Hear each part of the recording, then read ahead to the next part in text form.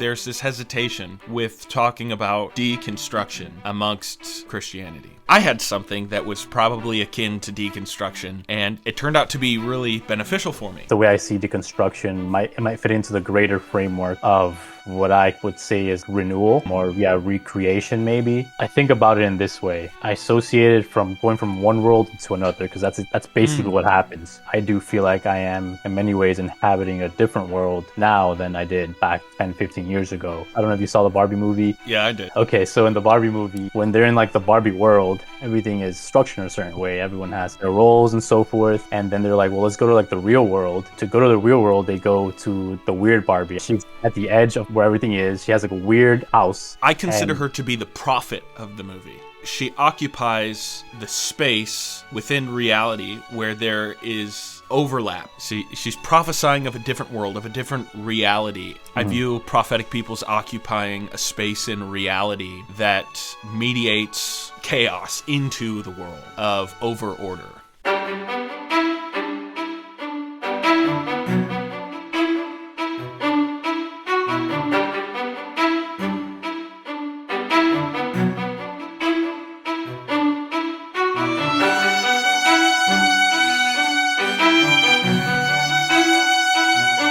Welcome into Dialogos. Today, we're going to be talking about anything and everything all at the same time. But one of the things that I think Rad and I have been talking about this week, and something that I've really wanted to discuss with you, is this idea of deconstruction. I think that it's really become a trigger word for a lot of, I would say, conservative Christians. You might classify me as a conservative Christian. Conservative Christians might classify me as a liberal Christian. Liberal Christians would classify me as a conservative Christian. I just call myself a Christian. But there's this thing, there's this hesitation with talking about deconstruction amongst conservative Christianity. And I've always thought about that and said, well, I had something that was probably akin to deconstruction, and it turned out to be really beneficial for me. Then I thought, well, then if it turned out to be beneficial for me, was it deconstruction? So, studying a little bit, seeing where deconstruction comes from, looking at the postmodern framework and how deconstruction came out of that, I was really just thinking about it, and I think I came to the conclusion that I can't think about it too much, and whatever happened to me, it did deconstruct some things in me, and that was a good thing. That turned out to be really beneficial for my heart and for my mind. I think what people fear the most about deconstruction is the inability to reconstruct. So those are a couple of things that we are going to talk about today.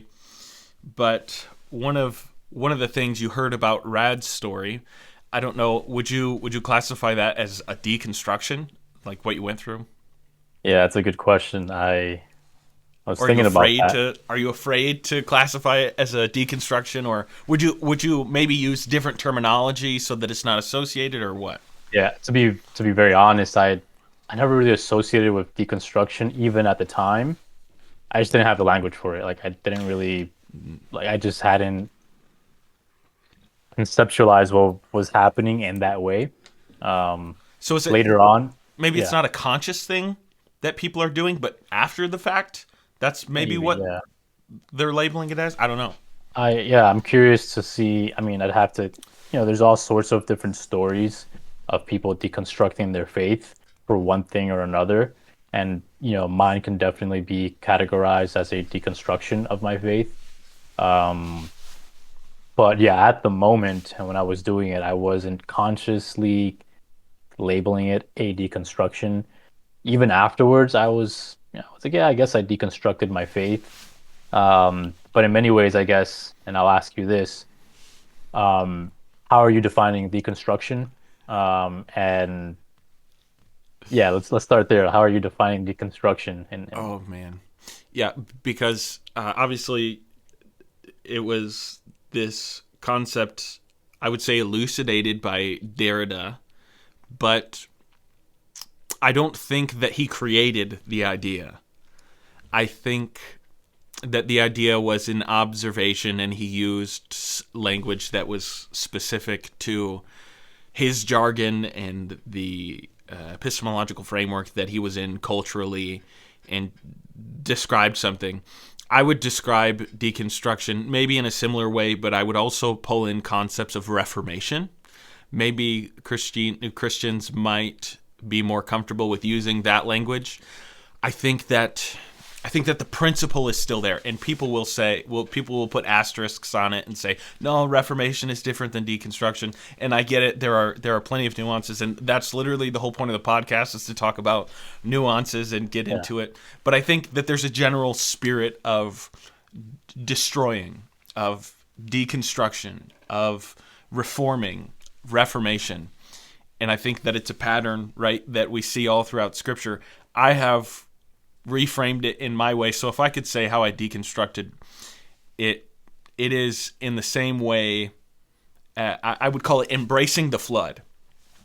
For me, I loved the story of Noah. I did some lessons on it previously, but the big thing that I pulled out of the story of Noah was the twofold purpose of a flood. So they were living in the Fertile Crescent. It was fertile because there was flooding along the banks of the Euphrates and the Niles. And it was this flooding that washed out the blood of the soil, the blood that came from sin, right? Brother killing brother is this epitome of this concept of selfishness that we see that epitomized in the story of Cain and Abel, which happened prior to the story of Noah. So there's this problem of Cain killing Abel, and it's the spirit of Cain that is perpetuated all over the culture. And it's brother killing brother, it's selfishness, and it is that brother that it is that blood of the spilled blood of the deceiving, selfish brother that poisons the soil. But the only way to cleanse the soil is for a flood to come. But the flood doesn't just cleanse the soil, it also brings in nutrients and replenishes the soil. But that means you have to embrace the flood. So you have to embrace the death and the washing away of things, but then you also have to embrace the change and the new life that comes. And to me, that's my construct. That's my concept of deconstruction. That there's a necessary welcoming in of chaos, and so for me, I would classify my deconstruction as a balancing, a restoration of the equilibrium.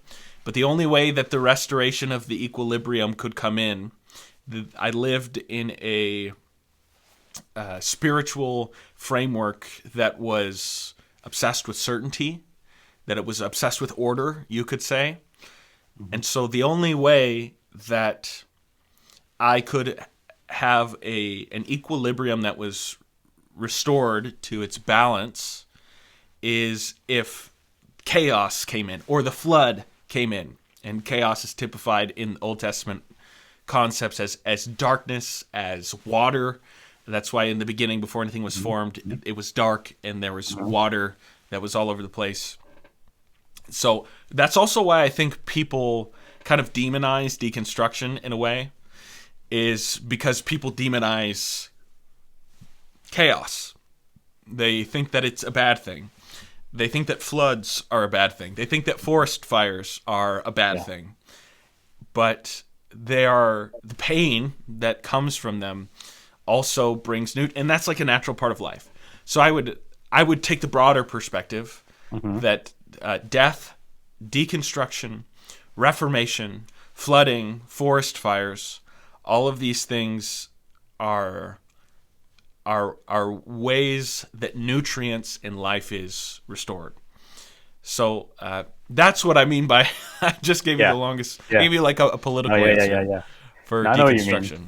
Yeah, I mean, I've come to think about deconstruction, and just hearing you speak, plenty of thoughts came to my mind of I guess the way I see deconstruction might fit into the greater framework of what I would say is like renewal, Mm. or yeah, recreation maybe.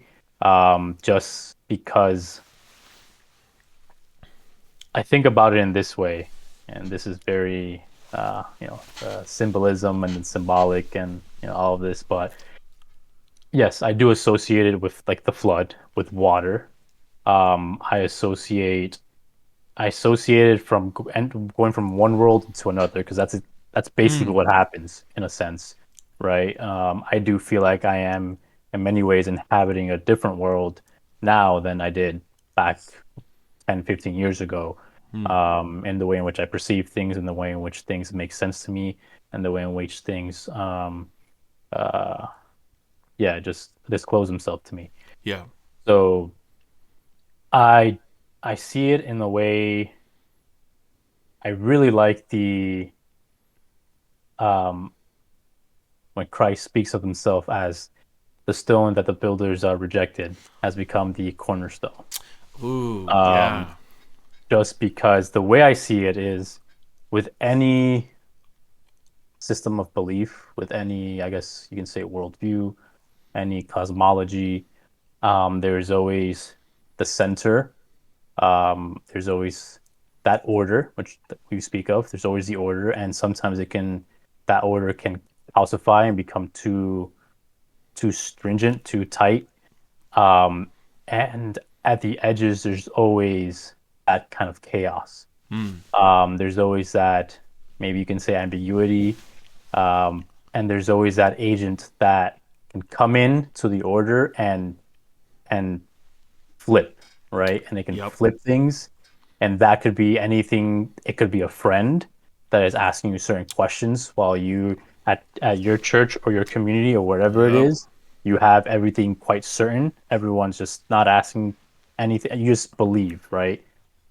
That's fine. And then maybe you have a friend who's like, hey, have you tried seeing it this way? Have you tried seeing it that Mm. way? And sometimes you can say, oh, well, that's subversive, right? Sometimes it can have negativity, it can be positive. Yeah. I think if we step out from the negative and positive and all of that, I do think it's just a pattern that just Yes. happens, right? Yes. Stepping back from that. And it can lead to all sorts of different outcomes. But in the sense of, let's say, like a spiritual journey, that's kind of how I'm seeing it, where you have this, it is really a foreign agent because it's foreign to you. You're like, oh, I've never thought about it this way. Yeah. I've never, it's new. And then that foreign agent can flip things. So I see it in that way as Christ being the stones the builders rejected. So they're not bringing it in. It's they toss it to the side. But then that stone usually is, you bring it in and it becomes almost the pivot point by which everything else like shifts, and you Yeah. can build up from there too. Yeah. And it is I do associate it, like you said, with cyclicality, with water. I don't think so. This is an interesting thing because I was thinking about this a lot, like the symbolism of like the stranger or the periphery. Mm. Um, I was watching um what was this? It was like 2 years ago. It was the Barbie movie and Oppenheimer. Everyone was like, Oh I don't yeah. know I don't know if you saw the Barbie movie. Yeah, I did. But okay, so in the Barbie movie, and I remember noticing this and being like, whoa, um, when they're in like the Barbie world, everything is structured in a certain way. Everyone has kind of like Yep. their roles and so forth. And then they're like, well, let's go to like the real world. And to go to the real world, they go to like the weird Barbie. I forgot what they called her in the movie, but Oh they go to the Barbie yes. that didn't fit in. Yeah. And she's at the edge of like where everything is. She has like a weird like house. I consider And her to be the prophet of the movie okay, because okay. she occupies the the space within reality where there is overlaps. So she doesn't represent, and this is what's interesting, is like she takes on the role of the prophet because the prophet lives in the world but doesn't act according to it. Mhm. So there are ways that they fit in society, but there's obviously they're operating according to a totally different set of Hmm. rules. So it's really interesting that Wow, I I, never made that association. Yeah, with the prophet. Hmm. she's prophesying of a different world, of a Mm-hmm. different reality, and it's you would say, like even what you were talking about, that there are prophetic people, and I don't think prophetic people as the people that their eyes roll back and they begin to just like give an exact word from God in a deep voice. I Mm-hmm. view prophetic people as occupying a space in reality that mediates chaos into the world of over order. Mm-hmm. So it could Yeah. be that guy that comes into your Interesting. church, or that Yeah. one of those friends that's like, hey, have you thought of this? And Yeah. you go, well, you're blindsided by it. Right. Right. Yeah. No, yeah, and I think, it seems like, yeah, prophets do tend to have that role. And the Barbie movie, I saw that the weird Barbie as being the stranger who doesn't necessarily fit into the Barbie world, Mm, but she's the one who serves as the turning point for them to go into the other world, to the real world, yeah. right? So Yep. she helps. She's like a liminal figure that helps from one Yep. world into Yep. another, and she sits at that weird, strange boundary. She's doing cartwheels, she's doing all these circular things. Everything's weird, Mm. and I made that association. I was like, "Oh, that's interesting." And then I watched later that year. I watched The Grinch, the Jim Carrey one, Mm. and Yeah. similar thing, right? The Grinch at the beginning of the movie, he's in a mountain somewhere at the edge. He's not part of the town. Yeah. He's by himself. He doesn't fit in. That's the whole thing. Like since he was younger, he didn't fit in. He looked different from everyone. And you have the structure of the city. You have the mayor at the top, and you have the Grinch kind of coming in and like causing chaos. Chaos Just versus you know, order. Yeah, because they're yeah. very ordered. They Hmm. have a there's a Hmm. problem in the city, and the problem that's in the city is the equal opposite problem that the Grinch is having. Hmm. But then who's the prophet or prophetess in that Hmm. story? Yeah, and that's a good. Yeah, I didn't think about it that way, so I'm not. That'd be something interesting to explore.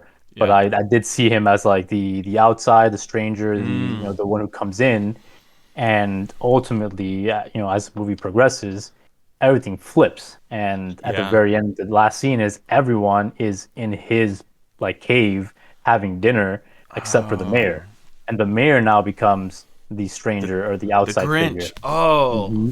And so it kind of yeah. flips, makes that flip, and so that's kind of how I started to see things. I was like, oh, whoa, and I started Hmm. noticing that kind of pattern. Similarly, I looked up kind of just different things of like I looked up some liminal figures in like Native American cultures Yeah. and mythologies, and the coyote is one of them. I was like, oh, that's interesting, and Hmm. he's associated also with like water and so forth, um, and it hit me. I was like, oh, if you go to uh, the Mexican-U.S. border, what do they call the guys that bring people from one side to the Oh, other? They call them coyotes in Spanish. And I was like, interesting. coyotes are the figure that bring a people from one world into another, basically. Hmm. I was like, oh, like it was just all kind of hitting me. But at going back to the deconstruction, that's the way I've kind of seen it as almost there's order and then this yeah Too much order. strange, sometimes too much order, Yeah. especially when there's too much order. Everything it's trying to account for everything. That's part of the problem with too much order. It's Hmm. trying to account for Yes. everything in reality, and some things are not going to fit, which is why it's good to have some sort of the boundaries being a little more blurry, just because Yes. inevitably you won't be able to fit all of reality into that, and being able to integrate that and then renew it in a healthy way is, I Yeah. think, maybe like the function of deconstruction or renewal or what Yeah. have you. I mean, I guess I would see deconstruction maybe as the first phase of like renewal. Yeah. Um, Yeah. and so yeah, I mean, those are some of my thoughts, which I associated with as we were talking about it, and as I saw what you were kind of getting at, I associated with that kind of like stranger figure and so forth, or the edge, or even in the story of like Jericho, you had like the prostitute who lives like on the edge of the city, and that's Yeah. how through her is that they kind of infiltrate and spy, and then things just flip. But anyways, And it's interesting, man. And because I would classify, right, you were talking about the Grinch. And that's like a really I've never thought about it that way, but the Barbie movie too, right?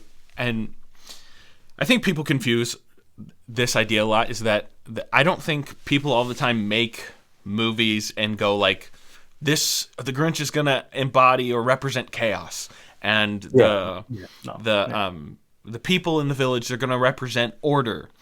But I think that these principles that we're talking about are manifestations of the logos, or these principles that are deeply embedded, these sometimes unconscious observations that we make about the world around us, and then they manifest out of ourselves, out of a good story. And we would classify good story writers, whether they're writing a screenplay, whether they're writing a book, as people that can channel the logos really well, almost without it being explicitly mentioned, but it's interwoven into the story. And I think what makes a good story writer is that they're not consciously doing that, but they do it unconsciously. The logos emanates from them, and they're writing without them consciously knowing, and therefore the people that are reading it don't consciously understand it. But you finish the book, or you finish the movie, and you just go, wow.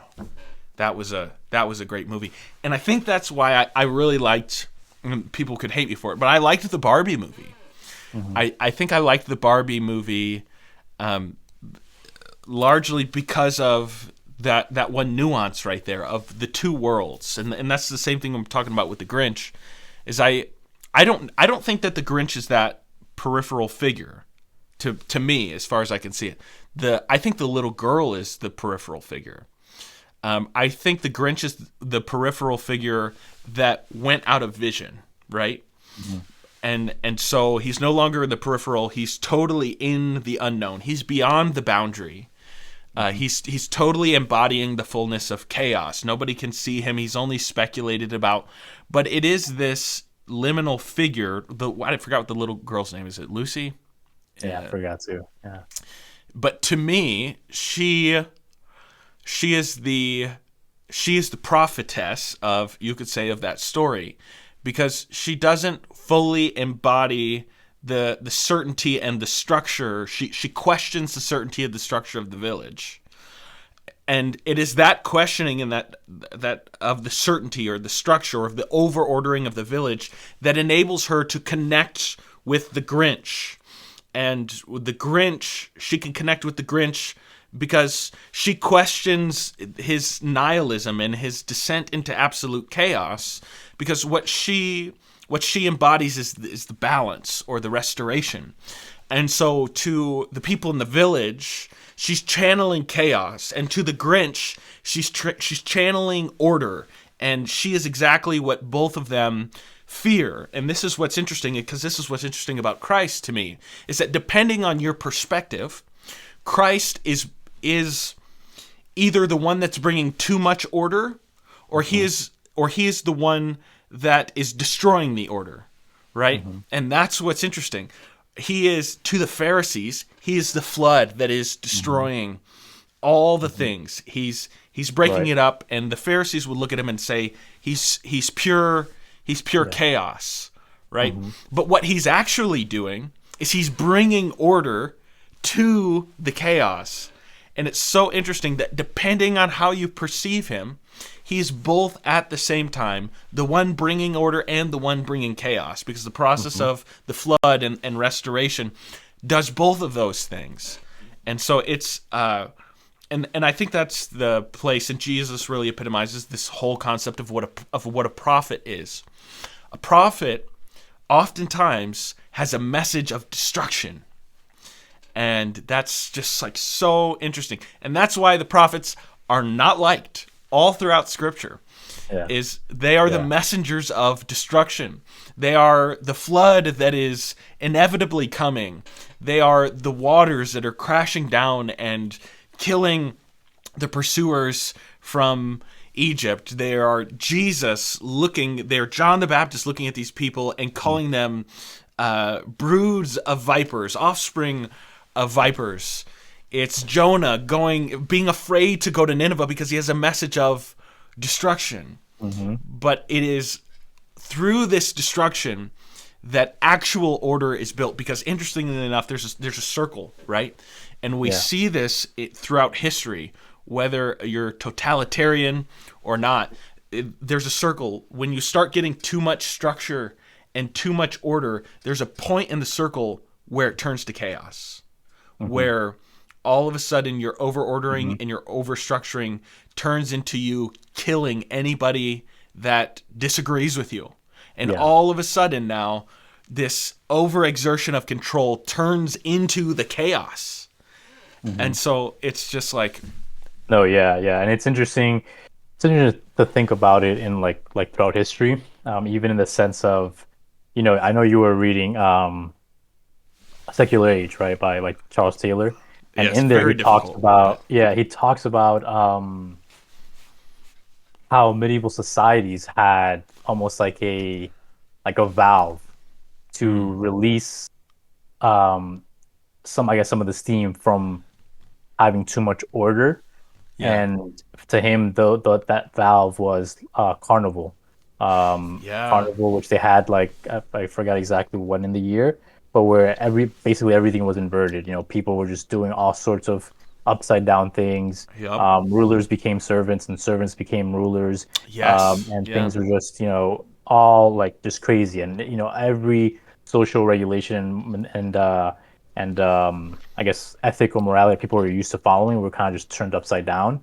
And I remember in that book Taylor says like this served almost as a valve to kind of keep things the rest of the year. Everything is very very structured, very it's like the ordered. Purge movies, right? Um, yeah, yeah, something along those lines. And I thought that was interesting on how um yeah, like that's like the upside down side became, and it is a bit rebellious. I mean, I guess you can see it maybe in what rebellion means sometimes too. Like this just Yeah, came to my mind on how some people say now, like, oh, um, getting married and starting a family is like the new like being rebellious or being punk or whatever, because yep, yep, whereas before it was the opposite, and it's like kind of like the yeah. same thing. And so it's interesting to think about it in that way, on how these festivals or these, I mean, some would say that now we live in perpetual carnival. But It but seems yeah, like yeah. that when we Mhm. don't, when we're not looking at it in hindsight. When you're in the perpetual carnival, then, or when you're in the carnival, sometimes you ask, is the darkness? Is there ever going to be a dawn? Is there Mhm. going to be an Mhm. overcorrection? But Mhm. I think we see that shift. Yeah, Yeah, I I'm think so. cautious to say that we're stuck in it because I think everything has a life cycle. No, for sure. I think I've been trying my best to see it in this way as well. Sometimes I think it's easy to be a little pessimistic about some of the things. But I was just reading Matthew yesterday, um, and kind of thinking of Jesus in the garden, before he's taken by the soldiers and saying, let this cup pass me over, and but then also kind of saying, these things they must happen, you know, Yeah, and or when he says, forgot exactly how he phrases it, but something like scandal will come, but woe to those by whom they come. So it's like, or offense will come, but woe to those with yeah, whom they come. So it's like this is gonna happen, and I've been trying to, kind of notice it in that way and seeing like, yeah, this is like you said, everything has an end. Everything is sometimes it's hard to see like you said the dawn, but I do think everything has um, its cycle, and I feel like we're seeing some of it. I think we're seeing some maybe yeah. some twinkles and things beginning to slowly shift. And I mean, I'm curious to see to know what maybe have you noticed any of the things going on maybe in society, maybe even in your own life, people that you know. What are some of those things that maybe you might be seeing that are, you know, shifts or telltale signs of what's to come? Yeah, because well, and the first thing is I'm not afraid to talk about deconstruction or even just like use the phrase. I think some Yeah. people are afraid to use the phrase because I know what I mean. I maybe don't mean what Derrida means when he says it in its Mhm. fullness. Maybe I do. I don't know. But when I say it, it's it's embracing the flood. I want things to be destroyed and washed away in me that are not natural, that shouldn't be there. And I want there to be then fertile ground for things to grow. And I think that's the key, is that if you don't embrace the death, if you don't embrace the destruction or the deconstruction, if you don't embrace the flood, you don't get the benefits of the good soil. If you don't allow the past to die, you can't reap the benefits of the Reformation, right? The Reformation it had many wonderful benefits, but those that stood their ground in a lot of ways, they didn't reap the benefits of the Reformation. And also, the Reformation isn't really all that it's cracked up to be sometimes either. But because this is a thing that I was talking about with somebody earlier today, that so when we're talking about the life cycle of things, the hope is that we ourselves don't get in a cycle, get in a rut. Even though life is full of ruts and cycles, it's almost this concept of salvation that Jesus offers us a way to transcend the cycle. I don't even think that this cycle is necessarily within ourselves. We don't like it, right? Because it's not very stable. So when we're talking about the Reformation, talking about any type of Reformation, and I'm keeping in mind contextually religious reformations because I'm thinking about religious movements primarily. I'm thinking about anthropology. That's just what I'm always thinking about. But I think anytime that there's a Reformation, it's beautiful because what they're doing is they're making an attempt to restore the balance. But I think so many times in the Reformation, and I use the Reformed Church as an example, is they oftentimes become the very thing that they wanted to reform. So I check it out, and if you look at like the Reformation and Reformed churches just in general, they have a lot more similarities to Catholicism, which is what they were attempting to reform, than people want to see. Right? I would say in a lot of ways, Reformed churches are high churches. They have liturgy. They're confessional in nature. They have a lot of similarities to Catholicism. So there's something very interesting in that whole concept. But I think that we are definitely in a stage in life right now where Reformation, or you could say a life cycle, is taking place, and that's something that I've noticed because there's a lot of talk about deconstruction, but then we also get these really interesting figures that are popping up right now in our culture. Figures, at least, and I always think about this too, that because we live in an echo chamber sometimes on the internet, and we have algorithms, and people are popping up on a YouTube feed or whatever, and I'm talking with certain friends about that. Sometimes I think, like, does another guy in Nebraska that likes to fish and hunt, is his reality constructed in the same way that mine is? Like, when he pops on the internet, does he know that Jordan Peterson is a figure? Or maybe Jordan Peterson isn't really that big of a figure in a lot of people's world. Maybe I have inflated the value of him because I live in this echo chamber. But to me, at least in my reality, or in the circles of reality that I participate in, there is a reformation that's happening, and that's probably the most that I can say about that. There is a reformation that's happening, and I think that's because we see figures such as a Jordan Peterson, and he's kind of the guy that spearheads this, or you could say probably another individual that represents a different sphere but is in the same general category is Donald Trump. These are figures, interestingly enough, that when they came onto the scene, they embodied chaos. So, like, how do we know about Jordan Peterson? Jordan Peterson didn't just rise to fame because he's a good teacher. Jordan Peterson rose to fame primarily because of the disagreements. Like, he was owning the Mm-hmm. snowflakes. Mm-hmm. So what he was doing is, like a flood, he was coming in, and he was almost like some fresh water that came Mm-hmm. in to Mm-hmm. the over certainty, Yeah. the Yeah. concreteness, the Yeah. staleness that we were all saying, oh, this is whatever. And he came in and he embodied chaos, and that's actually what elevated him.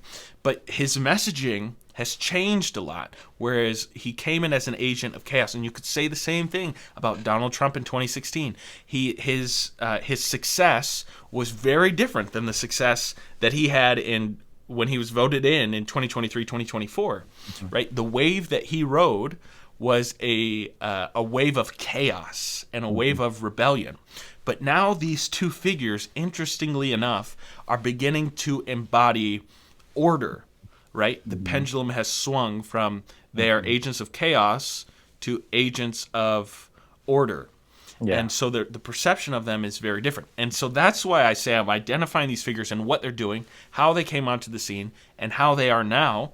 And I'm looking at these figures and I'm saying, okay, something you can almost tell. It's like tangible. It's like the atmosphere is humid with there's like a social humidity that is like sticky that you can feel that is changing. And these figures don't represent what they used to, right? They weren't minority figures coming in and destroying the what we perceive to be the majority or the hegemonic powers. These individuals are now, and I Mm-hmm. would say this, right? They come in and they kind of destroy some hegemonic powers, and there's a death cycle, and then you hit the bottom, you hit the rut, um, and then what happens is things begin to go uphill, right? So there's the absolute total destruction, there's the desolation, there's the dark night of the soul at the bottom, and then there is a dawning of a new day. And I'm not trying to say Donald Trump is like the savior or anything. Yeah. Yeah. I'm Yeah. trying to identify social trends, Mm-hmm. uh, because I say these are those figures. And so where we are right now is, you would say, and this is loose because we can only ever tell in hindsight, but it Yeah. feels like we're on an upswing of revival. When I say Mm-hmm. revival, I don't just mean it in the Jonathan Edwards Great Awakening type of way, but I mean the revival of order that came from the destruction of these figures. So that's kind of like what I'm seeing, and there's other peripheral figures that are included in that. I like John Vervaeke, I like Jonathan Pajot, um, those types of people, and it's interesting the internet can give us all of them. Yeah. Yeah. Yeah. I think, and I'm kind of thinking of two, um, kind of piece together, I guess, a few of the things that you said with some of my thoughts. Because I think that's right. With Peterson and with Trump, I'm less familiar with the details on Trump and like politics, but with Peterson for sure, just because I did follow him, and when he first came onto the scene, I was definitely a lot more of a fan. You know, I was a lot more in tune to what he was saying, and I think it's Yeah. because of that, because of, and Trump is the same way in many ways. But with Peterson, it's like, oh, he began to identify a few things. He began to speak in a certain way, and he began to almost bring in, because the way I see it is, we had this, like you said, like this structure. Let's say this order of basic assumptions that everyone just kind of took for granted. If you were a smart Yep. person, let's say in the religious realm, religion is bad, is stupid. People who are like dumb believe in religion, and now we've been enlightened. And then that was kind of the hegemonic structure in certain circles, right? Yep. For sure. And the Academia. It in was heading in academia that for direction. sure. Yeah. Yeah, and the opposition to it from, let's say, Christian circles and so forth was just kind of stale. It wasn't causing any change. It wasn't, it was already, I guess you can say, a stale element within the structure that just wasn't going to cause any Yep. change. And then Peterson comes in with a very different perspective that kind of sparks this change. Yep. And sticking with person of who Peterson is in himself, um, now becoming very much more that sense of like that that new cornerstone almost of a new kind Yep. of structure. And I saw it in, I didn't think about it in the moment, but I realized because I kind of began to like just stop watching him as much. I was like, Yeah. okay, like kind of fell off from. I was like, okay, he's saying some of the same things that I've heard, and then Yep. some of the other times it's like, all right, this is. I kind of just like stopped listening to him and following him as much. Naturally. I tune in from time to time, but not as much as before. And now it's like the high production and everything's just so he's doing it's all like Too much very order. like yeah, a lot of too much order. Whereas before, like we've talked about it, he was just like in his room with a cheap camera and like a laptop Yep. and kind of Yep. just like answering questions. And so I think that's right. And then I'm almost trying to step back and think of from like a religious perspective, of the shifting on the ground of what that has done for the dialogue in terms of religion and faith, Yeah. just because some of my, I listen to occasionally here and there snippets of like debates between atheists and like Christians or something, right? And now the atheist types seem like so stale. It just seems like you like okay, Hey like Google, turn the lights it's on. it just seems they just seem very stale and just outdated. And I think there has been this shift in the culture that has opened up at the very least to a certain demographic, this new openness to faith. Yeah. And I think it pointed to um, something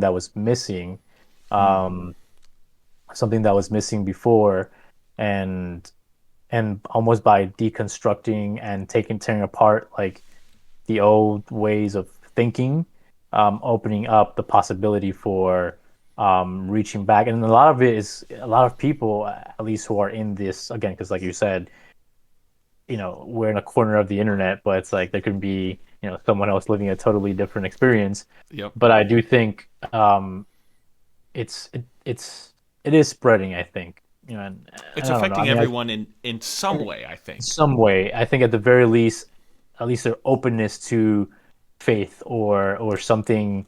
At the very least, their attitude, even if they don't believe, at least their Yeah. attitude towards Yeah. it. Yeah. There's a general spirit of it So right, in the culture. that's right. And so I think, and then the interesting part is then the interest with kind of the more traditional forms of Yeah. faith, It's like right? the circle is coming back around again. And Yeah. well, and that's kind of what I was getting at. And this is what I'm thinking about. That that what it offers in a way is a way to escape the cycle. So and this is kind of the idea of Jesus is that in some way, shape or form, the message of Christ is to escape the the necessary epistemological rut that you will travel in if knowledge is your primary means of life or knowledge Mm, is your primary means of mm, living. Because I would say that it is a slave in a way, right? mm, If your life is dictated by knowledge, then what's going to happen is that the problem is that knowledge is something that you observe and then absorb. And so you are if you're living your life according to knowledge, and I know that's maybe a very abstract thing just to say living your life according to knowledge, then what's going to happen is you are going to be a slave to the pattern of knowledge that rises and falls and rises and falls, that comes to life and dies, that comes to life and dies. And that's not very stable. So what's interesting is that these traditional churches, they don't quite occupy either a conservative or a liberal stance, or the perception of them radically changes from decade to decade. I remember when the concept of a Catholic was, oh, they're Democrats, mm, uh, and and it's just so interesting that actually the church in many ways, or these churches, whether it's Eastern Orthodoxy, whether it's Catholicism, those classifications of very ancient, very old churches, to me, in a way, they offer an opportunity not just to hop on this ideological spectrum, but they give you an opportunity not to search horizontally for another doctrine to couch surf on, but they give you an opportunity for a path out to transcend the circle. What they offer, and it doesn't just have to happen within a Catholic church or whatever. I think that there's a form or a type of dedication to God that you can have, and this is what I was talking with somebody else about today, that you stop moving laterally, where you get sick of the cycle. You go through the cycle one or two times, and you go, this is a scam, and what you then do is, and I described it like this, and I hope this doesn't sound too new agey. This is the best way that I have been able to perceive it, and I think this is why a lot of people drift towards the Catholic Church and Eastern Orthodox tradition, the Eastern Orthodox Church, or the Orthodox Church just in general. I think I look at God, and this is the best analogy that I have to explain what I'm talking about. There was a stone. There's the image of Daniel, right? There's this huge figure in the book of Daniel. There's this vision that I think Nebuchadnezzar has. Maybe it was another king. I don't know. I paid a lot for a Bible degree, and I don't know a lot of the details. But there's this idol. There's this huge image made of different types of metal, and it has a feet that's mixed with clay and iron, and as you go up, there's different heads, and they represent different things. But interestingly enough, there's a stone, Daniel was talking about, there's a stone or a rock that was cast at the feet of this image, this idol of a statue, and it destroyed it, and up from this image, this statue, grew a mountain. And that mountain is typified as Christ. And this was so interesting to me, because to me, this statue is a representation of everything that human hands can make. So it's crafted, it's made by human hands, and as you descend, it descends and it becomes more frail, right? But it's destroyed. It's washed away. The chaos comes. Christ is cast. He breaks it apart. But not only does he destroy the thing, but something grows from it. And what grows from it is not another construction of human hands, but is something that is natural and ancient and old, and that is powerful and is bigger than any statue. But it's beautiful, right? You could say it's crafted by God's hands, and it's not a statue that's crafted by man's hands. And so it's this mountain that grows up. And to me, this mountain is the reestablishment of the natural, the reestablishment of the sacred, the divine communion that we have with God when we look upon his greatness and his awe. And I think that after Christ came, the whole world, in one way or another, has this mountain in view. You can't ignore it. What is sacred has been explicitly manifest, and nobody has an excuse, because the mountain is large and in charge. It's there. You can't miss it. And I think everybody in some way, shape, or form, they're aiming at this mountain. They're perceiving this mountain somehow. Whether you're an atheist and you're standing, a mile away from the mountain with your back turned, it doesn't change the fact that the mountain is there. It's behind you. Or whether you're Hindu or you're Buddhist, and different people have different perceptions of the mountain based on where they're standing. If they're really far ways away, maybe they're on one side of the mountain or the other. And I think the proclivity of denominationalism is to stand in one place with a group of people and to make this beautiful painting of the mountain.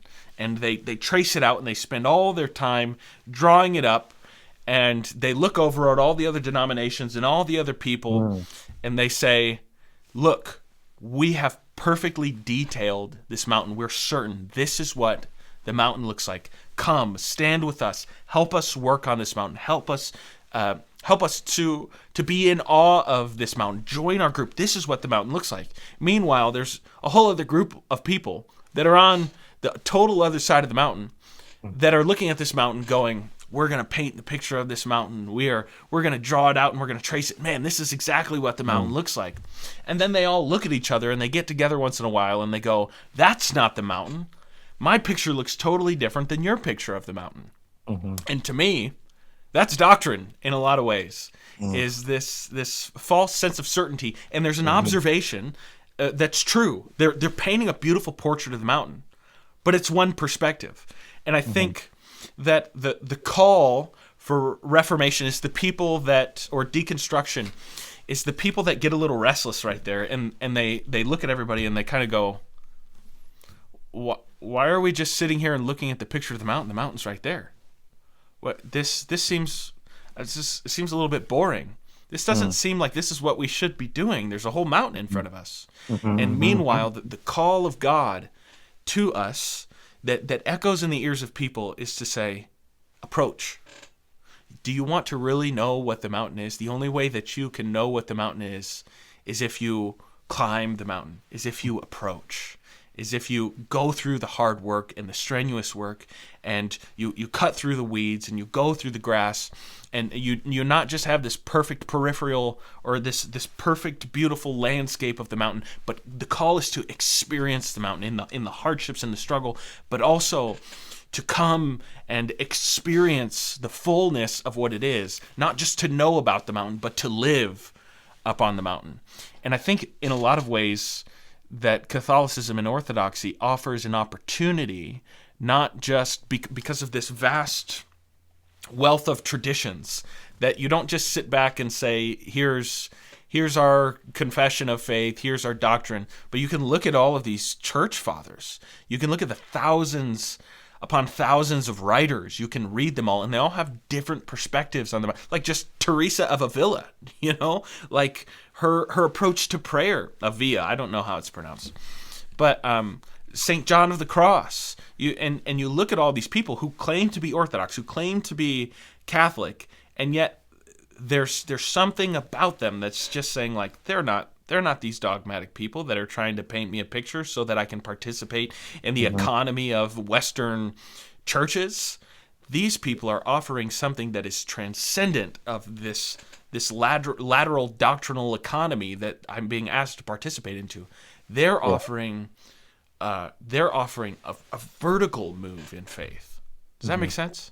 No, it definitely does. I mean, I mean, it's interesting. I think because this can connect so much in different ways to both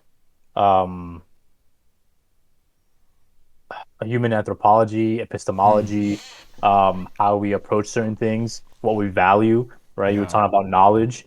Because I picture, as you were telling that, picture the people, painting the mountain and trying their best to get all the nitty-gritty details and trying to get it right and trying to make the aspect ratio just perfect and fit it in, and doing their best. And to me, that's almost that's an over, how do I say this?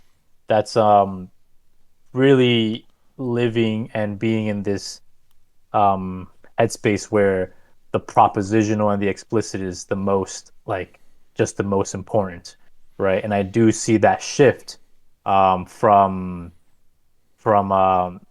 some would say from the Reformation. There's different places where but where the propositional is being elevated, and you see it obviously in churches where all you really have is you have PowerPoints, you have it's very, and obviously the elevation of the word, of the Bible, which has its place and a high place, but it's when it becomes so central and everything is just very explicit and easily semantic, we begin to lose that other side.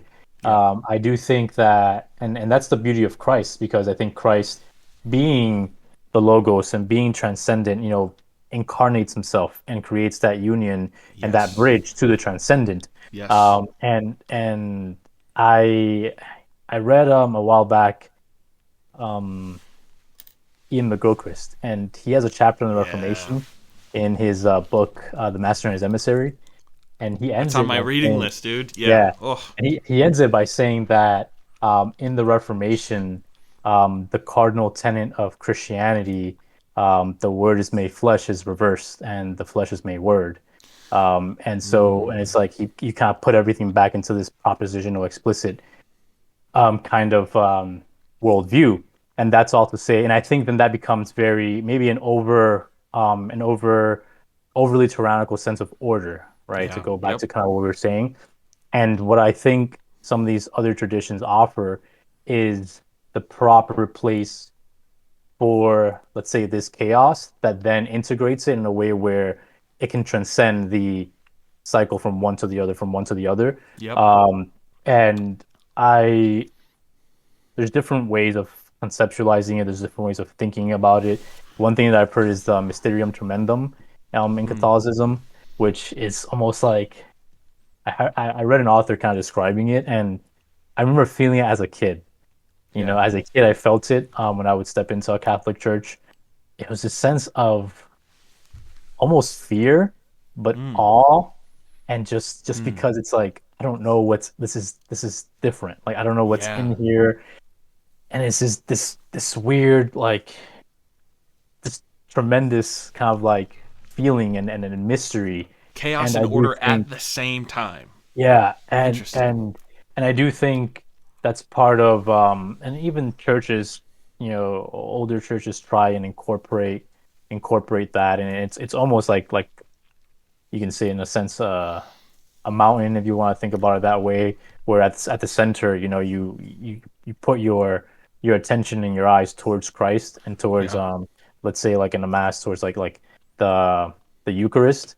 Yeah. And even at a lot of churches at the edges have those agents of chaos. They tend to have monsters and gargoyles. Peugeot talks about this a lot, Yeah. and Yeah. that's the integration of the chaotic agents into the entire picture of the cosmos. And I think having that properly integrated, while you still have the semantic, you still have a level of proposition, but then you Yep. have the embodied participatory aspect of it that has that room for something you can't even put into words, Yeah. and has that room of that which is beyond almost, it's beyond just the knowledge, just beyond the the the explicitly statable, and it goes into just the experiential, and it goes into that which is deeper, and you can say that as you ascend the mountain, that's where you get to the cloud Yes. of unknowing, as some people in the Eastern tradition put it, when you start to reach Yes. the presence of Well, God. and interestingly enough, life is, you would say, more inhospitable the further up that you climb. And so and there are various things, right, within the Christian tradition at large that we participate in that would be inhospitable for life, but is the call to draw closer. So this concept of fasting, right? That's so interesting that what you're doing is counterintuitive. You're setting down life in a way, or your source of life, your source of energy, and it's a call to approach the transcendent, or the biblical accounts of wandering into the wilderness, places that are inhospitable. Climbing up the mountain becomes inhospitable. Your vision starts to not get clear. You start to leave life behind you. It starts to get colder. It starts to get less warm. It's harder to breathe. But there is the promise that at the tip of the mountain is the way. The Christ stands up there and he shows you that the way is narrow, Mhm. and few there will be that go in it, because the way to the path of the narrow is through the path of death, right? We rejoice with him in his resurrection. That's beautiful, but we fellowship with him in his suffering. And it is the cross. It is the top of the mountain, the most inhospitable place. It is that blurry place that we have to forsake the masses, and we have to be willing to approach the Grinch's cave, if you will, into the cloud of unknowingness. And so what's interesting is you're saying, and I haven't heard Peugeot talk about it, but it sounds exactly like what he would say, is that within even, and what's interesting is like these churches, they're old. Hmm. So I view a lot of the churches and what they believe as this process of adaptation.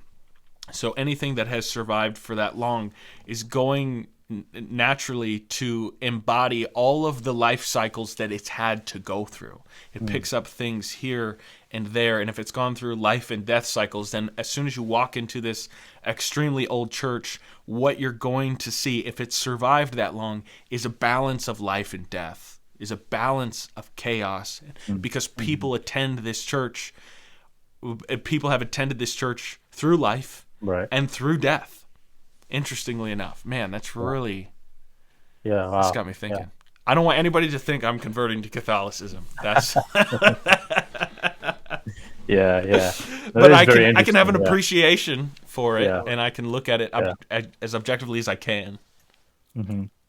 Yeah. No, absolutely. And I do think that's a good way of looking at it. Yeah. As the life cycles go on, because even within the history of those traditions, they have their cycles, they have their overly, um, some would point to like the scholastic movement in like the Middle Ages as a very semantic, very, just like they were Yep. arguing about like how many angels can like dance on like a needle or something, like, it's going into these very, and others would say that maybe The the time of Eastern, Aquinas. Yeah. right, right, right, and others would say maybe the Easterns have, you know, I know they would say they have maintained more of a balance between the mystical and the theology, right? They're Yeah. still writing, um, uh, you know, high philosophy and Yep. theology, but then they're still very much incorporating into the mystical experience of living the Yeah. the life. So I think that's very interesting. I think part of that is what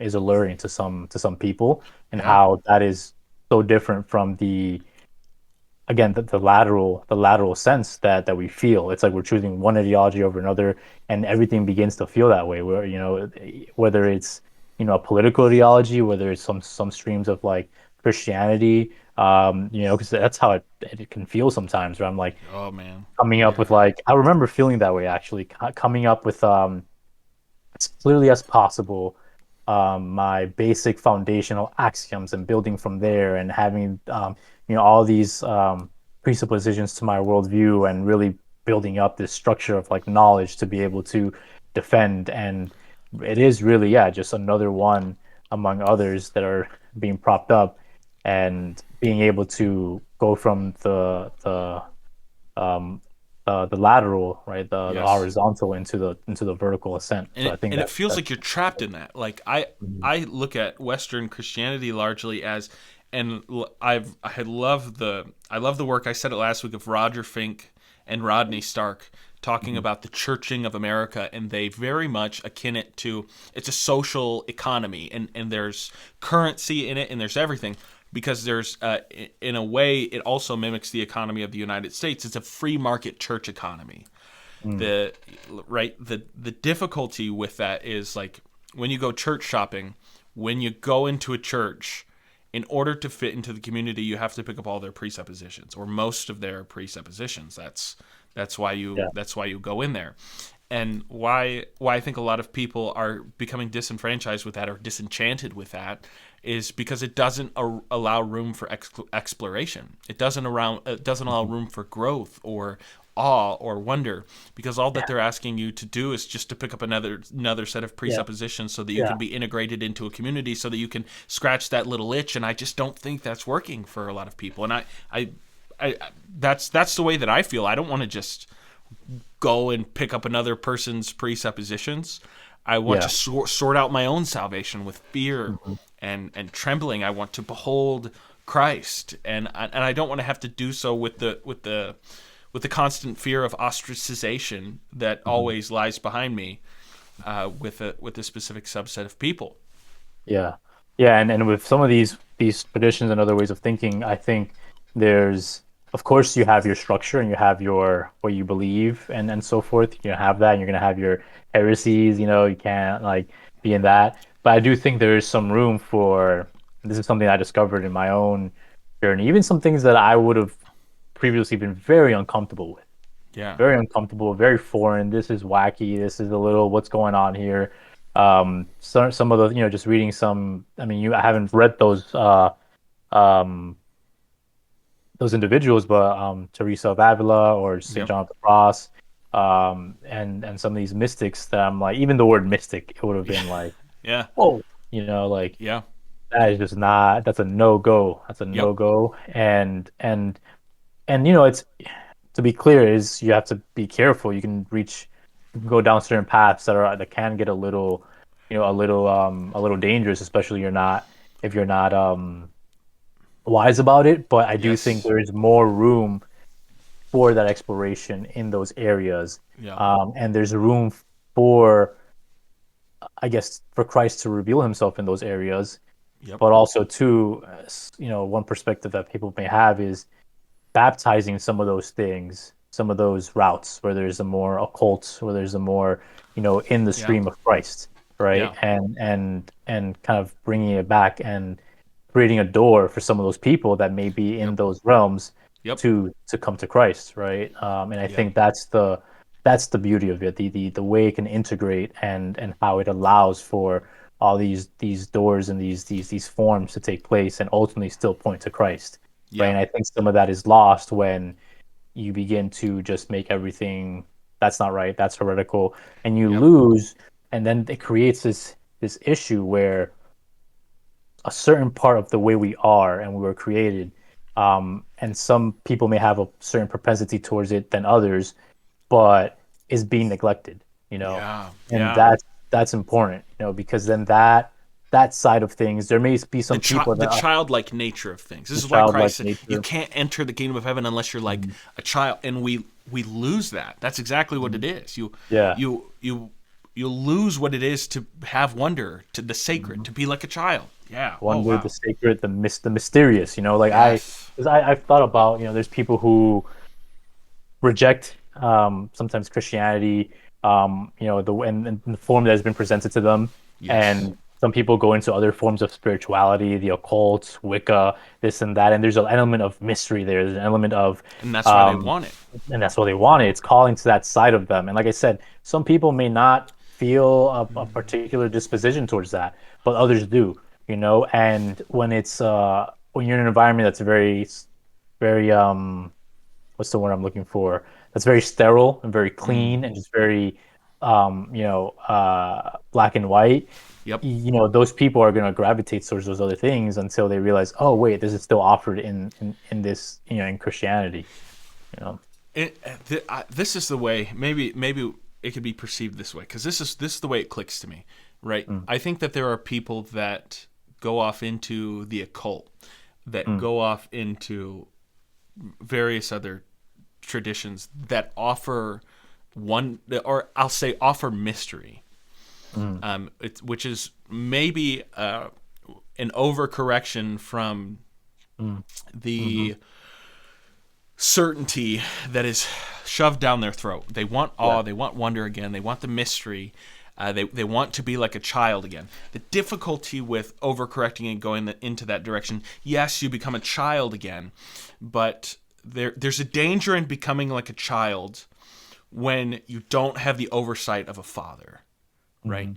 And so going off into those areas, yes, you want to be you want to be a child again, but what enables a child to have wonder and to have awe and to love life and to not be self-conscious but to live in innocence is because they live under the protection and care of their father. They don't have to worry about paying the bills. They don't have to worry about the food that's going to be on the table. And what that enables in them is the sense that I can go out and I can be curious and I can have wonder. But also at the same time, you Mhm. can't do that unless you have a father that takes care of you. Mhm. And the other end of the spectrum is you can't become the father, right? You can't Yeah. we can't become God. We can't eat of the tree of the knowledge of good and evil and obsess about what we're going to eat or what we're going to wear, because not even the birds do that. Not even the grass in the field does that. This is kind of what Jesus is saying, that he wants to, in a way, restore us back to sonship with the Father, not just make us a child again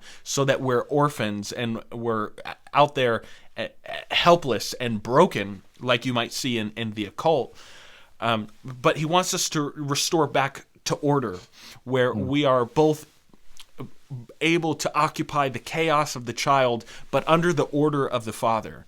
And what I think the word that we would use for that is we're being restored to what is natural, right? When I think of the word natural or nature, I think of the perfect balance. I think of the flourishing trees that are in the forest, but also the forest fire that has to burn them down so that they can stay healthy. That there's a constant state of order. There's a constant state of life and death, and likewise, it fits like a puzzle. That I think a lot of the things that we don't like about where Western Christianity is going, specifically Protestantism, is that we've got a lot of fathers, a lot of people that love certainty, a lot of people that want to control it their own way, and then on the other end of the spectrum, the overcorrection is the chaos that we see. You could say that's classified in liberalism. That's really embodied in people dyeing their hair different colors or maybe shaving it to intentionally look unnatural. But then you've got the other end of it where people are, I don't want to be too crazy, but they're wearing skirts, or maybe they're the Amish, right? But there needs to be a dynamic embrace of both of those things. I don't have to be my own father, but I can't not have a father. You know what I mean? Yeah. Yeah. Yeah. Does that make sense? Sure. Yeah, no, it does. It does. And because I do think as well, I'm thinking back to like that balance between the two, between the wonder. You could say it's a certain degree of like the chaos at the edge and the order at the center. Yeah. And how I keep on bringing it back to some of these traditional things just because they're interesting to me. Because I think as you were talking, there's like, because in these traditions you have these thinkers throughout the ages who have written things on like Catholicism, Orthodoxy, or whatever, and even other forms of uh, Protestantism. Maybe some of the older ones, where there is the sense of the chaos, but then you have the big, you have the Summa, you have the writings of like Gregory of Nyssa. So you have that instruction, and you have still the edges. Whereas I do think, because today and age, so we live in a strange time. And it's that's swinging, because part of our times has also been, the tearing down of structure as well, the Yes. challenging of our own like identity. Even in America, we're tearing down power dynamics, power structures constantly. Yep. That's like the spirit of the times in many ways, just challenging everything, subverting everything, and part of so there's a stream of things where people want a sense of stability, and they do want a sense of grounding, right? And something that may be unchanging, or may seemingly be unchanging, when it comes to when they perceive this upheaval of what what the order that they were used to, right? And in some degree, some of these older traditions provide that sense of, Yeah. oh, there's like this structure. This has been here since the ancient times and so forth. And so all this chaos that's going on, it's going to provide that. Whereas on the other hand, people may be coming from a place where there is that structure, there is that certainty, and Yes. they may look to the more mysterious side of those It has traditions. what both people need. Right, exactly, from both streams. Because I was thinking about it very much in the way of the of the mystery and going away from certainty to that. But then there's also the other stream of, we also do live in some circles in uncertain times, Yeah. with just the upheaval of everything that we've known to be normal, now being completely challenged. And so it's Yeah. like, oh, we also want a sense of something that's like really properly, put on the ground. Things that Um, aren't going to change easy, because you look at the edifice. You could even say the political, social, ecclesiological structure of mm, the Catholic and or the Orthodox Church. Orthodox Church isn't as ecclesiastical as the Catholic Church, but these are structures that have stood the test of time. And so when you look at them, you go, they're not, there's a sense of, I'll say there's a sense of a feeling when you look at them, you go, there's in a way that's a spiritual father, right? What they represent is someone or something that can restore order back to my life, or restore Yeah. stability back to my life. I can go in them and have exploration. Hmm. Yeah, and I even just thought about it in the sense of bringing it back down to the more, more personal level. A lot of young men, and even with Peterson, getting order from him in terms of how to live your life, Yes. right? And that's another aspect of Rules for it, life. where Yeah. rules for life, right? And all these other online, you know, leaders and mentors that Yep. coming up on, like, self-improvement, work on yourself. Here's like this direction, how to live your life. And people, a lot of young men were like hungry for that, right? Because that was Yeah. kind of missing, whether it was because of broken homes, they didn't have a father in their own lives, and Yep. so they wanted someone to be like, hey, yeah, like this is what you need to do. You can do it. Man up. Go ahead. Do it. Let's go. Yeah. And they found that in some of these online figures, Yeah. and I think they can find it to a certain degree, and maybe in its best form or healthiest form in some of these other in like Christianity and traditional Christianity, Yep. because it gives them that sense and it connects it to something that's beyond, because you can have certainty and like these rules that ultimately don't point, they're self-referential, just point back to ourselves, to our own egos. Get the money, get the girls, this is what you need to do. Like, sure, you're like improving yourself, but to what Yeah. end? You're improving yourself for yourself, right? Just for your own ego, for your It's very own short-sighted, right? yeah, There's short-sighted, instant gratification. short-sighted But the instant church gratification. offers delayed gratification. That's right. Yeah, and it offers a sense of, um where you're not, it's not so self-serving, but you're Yes. then serving others. So it's like, I've seen videos and stuff about, men in the Orthodox Church very emphasizing, like, I go to the gym and I have these muscles because I want to serve my wife. I want to serve my community. I want to serve, I The want to mentality is be, different. Yeah.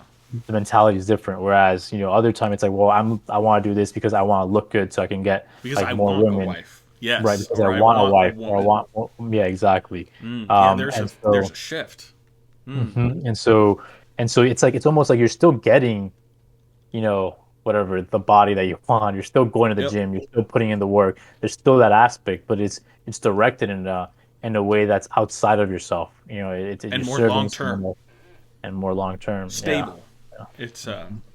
it's a stable backing for it. Yeah. That's a and and I think that that's the appeal of these, and it's true that there's a revival of constituents among these traditions, among these churches, because in any time that they're in, they can offer what the times need, Mhm. which is like a beautiful thing. And so you've got those figures. Even Jordan Peterson has said that Yeah. he would be orthodox if he could. Interesting. And so it's just, but you said something that was really interesting too. Is like there was a time and a moment where you drifted away from Jordan Peterson, and Mhm. I perceive that as a moment in time when a son, in a way, outgrows the dependence on a father. So if Jordan Peterson is doing his job well, people are going to stop listening to him. Mm. And that's what's really interesting. And this is where I said you have to be careful that you don't, that like a person like Jordan Peterson, and this is maybe why I haven't listened to him as much anymore. He's still got some really good insights, and I still really appreciate some of the things that he said. But this is what's interesting about like the economy of the internet, or the economy of attention, is that if you're doing it well, if you're doing it in a healthy way, you're not going to cultivate a dependence upon you or what you have to say. This is also the problem with abusive churches, right? In churches that sometimes have a singular pastor model, and where the pastors sometimes become the mediator of individuals' spirituality or their relationship with God, or maybe a subset of doctrines become the mediator. It's great for retention. It's Mm. great for tithing. It's great for a sense of, oh, I'm building something big here. I'm building something Mm. good here. Mm. But the problem with that is that comes at the expense of the maturity and the growth of the individual. The only way that you can build something that big, and this is, I think, what I see Peterson doing, and this is maybe why people are drifting away from him a little bit, is the success. You have to be careful not to confuse like the success of helping people with the success of retaining people. Because if we were to follow the biblical model, Christ said, unless a seed falls in the ground and dies, it cannot produce much fruit. And I think what I see a little bit with Peterson that makes me hesitant is an unwillingness to die, if that makes any sense. But I don't think that it's as bad as other people. And I think he if you probably got him in a conversation, he would acknowledge it and say, but it's that thing with the internet. It's that thing with gaining a following. And this is why Jesus was transformative. This is why Jesus is better than Jordan Peterson. This is why Jesus is magnificent in all that he does. Is because he looked at the rich young ruler and he said, unless you give up all of your possessions, you can't enter the kingdom of heaven. And Jesus himself was a man that had no place to lay his head. And this is why he was capable of dying and giving up. And figures maybe like Jordan Peterson, they may not be able to die and to give it up because of the possessions that they reaped, or the material benefit, or even any benefit at all that they reaped from the impact and the positive impact that they made are now very hard to let go of. And so there's a risk then, if you want to retain these people, then sadly what you have to do is stunt their growth. And I'm not. That's not an accusation against him, because I don't even really know where he's at in life. Right. And I think that's the case even with plenty of different even groups or missions that they can head in that direction. Especially if you're living in a godless world or mentality. Again, because, and even if you are living and you're a man of faith or a woman of faith, you can still fall into this trap very easily. Where if you try and keep your eyes set on Christ, on that which is beyond, on the greater cosmic story, and maybe your story with whatever you're doing is just an arc in that story, or however you want to see it, it has to come to an end and make way for the greater story. And I say that just when I even think of, there's all sorts of groups that have very good intentions. Even Peterson, you can tell he definitely feels for the men he's helping and so on. The intentions are good. But then there gets to that point where even then, if your identity isn't rooted in Christ, and your identity becomes rooted in that what you're doing, and whatever it is, rooted in the transcendent. That's right. What is beyond? What is beyond? In a way, it has to be rooted in death.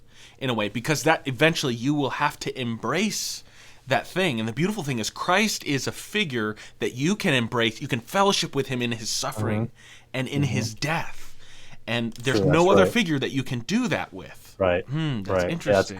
That's good. Yeah. Just because, I think of certain groups. So there's political groups that proclaim to help this certain demographic.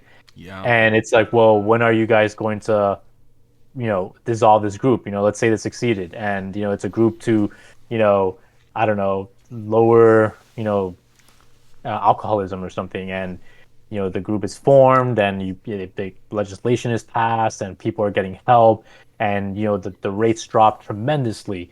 Well, it's like there's always going to be like, well, we're not done yet, and it's always going to just continue to dissolve, because once you stop, if you're successful, your organization's going to die. Right? Exactly. And so it's it becomes something else entirely, and we see that in politics a lot. And politics, that's I'm thinking of examples, but it's very, very, very common in politics, where then it kind of morphs into something else, and then it kind of gets out of control, and you start like, what's the point of this? Almost, and you start to find other problems that maybe aren't really there, or you start diagnosing framing things differently to continue your mission, when at some point it's like, well, maybe these people aren't dependent on you anymore, and that should be the goal, kind of like you're saying. So then that's the process of deconstruction, right? And this is the difficulty with Reformation, is that you see something within the sphere, the reality that you're in, and you say, we're going to make a change. There's too much alcoholism. We're going to make a reformation. We're going to start this thing, and we're going to decrease the rates of alcohol. Okay? The difficulty, and I'm not even thinking of a specific group, I'm just trying to identify the pattern. The difficulty is then if that organization has a successful life, the life of the organization is successful, it will die. A healthy life will die a healthy death. The difficulty with that is when life is prolonged to an unnatural place, right? I'm reading Lord of the Rings. This is what the ring does to people. Yeah. The ring prolongs their life in an unhealthy way. And there's a moment when maybe that sounds great for people, right? Because it's giving benefits, it's giving power, you could say.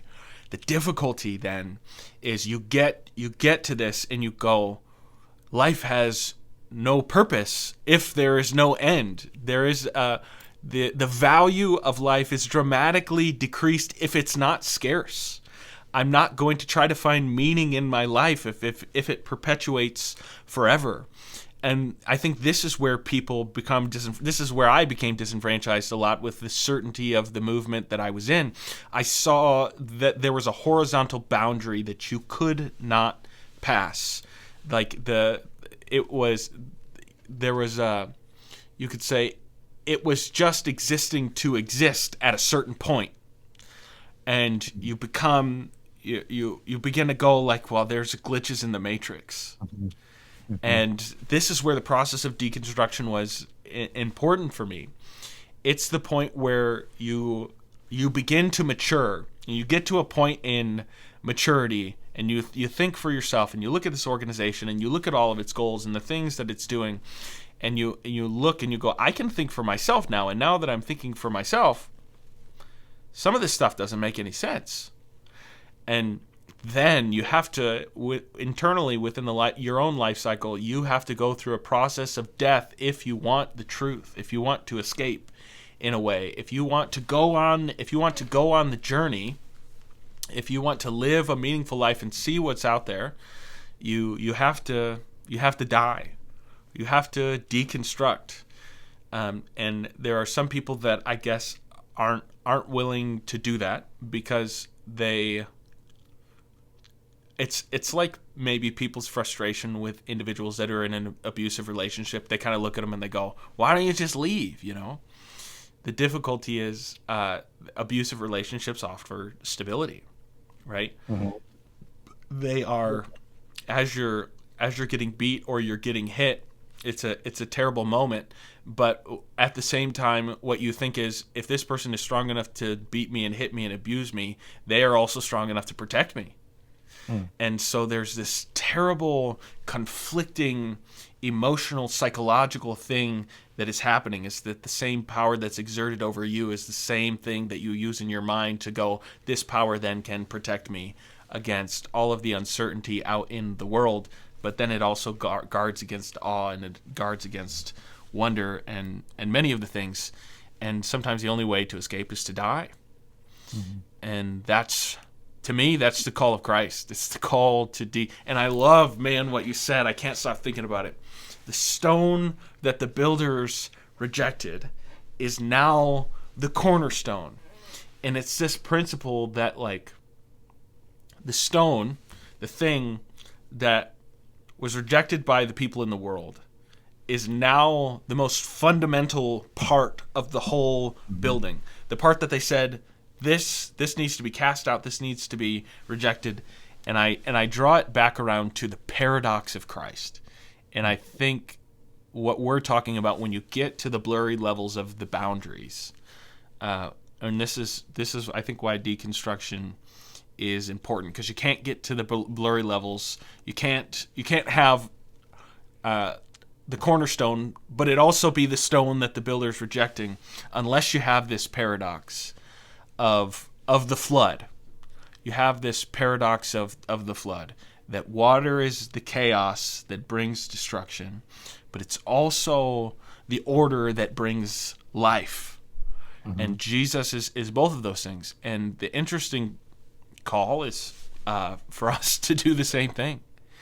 It's to go into any environment and to, when our enemies strike us on the cheek, we turn the other one to them. What's interesting about that concept is loving our enemies. It's the fact that you have enemies. Like, it's not like turning the other cheek doesn't mean that you're a peacemaker or that you have no enemies. It means that you have made some serious enemies, and yet you turn the other cheek when they hit you. And so there's this paradox of, you're going to be living in this world, and if you're doing it right, people are going to hate you. But if you're doing it right as well, you're not going to live according to their hate. Oh man, there's so many things. I know I just threw out 12 different things in a row right there. Oh man. Yeah. I do love the imagery of the flood, of the waters. That I really like that. I really like that just because I see it in so many. One of the other interesting things about the gargoyles at the edge of the church is in some of the churches they functioned as I don't know what these are called, but as ways of letting water after rain kind of come out Gutters, and yeah, spew out. Gutters, yeah, like gutters, yeah. Yeah, that's Upstairs, interesting. yeah. And in some churches it's they're letting like the waters of chaos kind of out through the edge through these agents of chaos. And it's interesting when you see transformations, and knowing that, because I do think, I mean, the waters sometimes are at the edge. The waters sometimes mark boundaries and borders, and One thing that I heard that I really liked was that in the beginning, right, there was all this water. There was the chaos. It was the deep. That's described really interestingly in the Bible, is that God didn't create Genesis. In the beginning of Genesis, God didn't create everything from nothing. Like, he didn't create substance from nothing. I'm sure that he did. Like, that's not what I'm saying. But it doesn't start out that way. It starts out with there's something already present. It's the darkness and it's water. Yeah. And they said God goes through this whole process, and then what you have in the garden is then you have 4 waterways that are traveling outside to every, and the 4 is important because it's just covering the whole world. But now you have the chaos contained, and the chaos is now a source of life, and it's 4 streams that are heading out from every corner of the garden. No, yeah, and that, I mean, Peterson has mentioned it. It's well, the garden is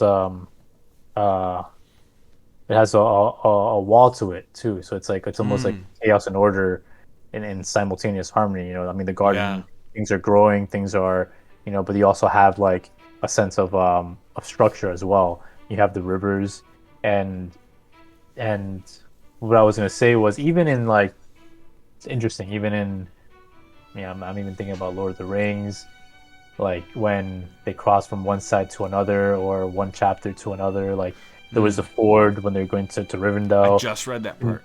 Yeah, and or even when you see, there's some things in history too where when you see a big change, like Julius Caesar crossing the Rubicon, that was a big change. George Washington crossing the Delaware. Yeah, or the fight over on the Milvian Bridge, Constantine. And so there's a lot of these, water is that a very symbolic image of chaos and of change and renewal.